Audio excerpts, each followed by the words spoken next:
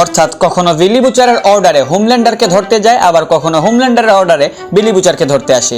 Ultimately ধোকা দুই দিক থেকেই খায়। তো এই সিজনে তিনি হোমল্যান্ডারের অর্ডারে ধরতে গিয়েছিলেন বিলি বুচারকে, আর এইদিকে দি ভয়েস পুরো টিম ভাইরাস হাতে নিয়ে সুপার খুঁজছে টেস্ট করার জন্য।